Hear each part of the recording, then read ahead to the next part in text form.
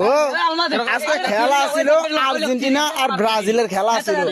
কথা হচ্ছে যে যে হারবো সে মাথা কামান আর সারা জীবনের লাগে আজকে দুধ দিয়ে গোসল করবো, দুধ দিয়ে গোসল করে হ্যাঁ 4 গোল খাইছে। 4 গোলকে কত হচ্ছে যে দুধ দিয়ে গোসল করে একবারে সারা জীবনের লাগে মানে ব্রাজিলের নামে মুখ চালাইবো।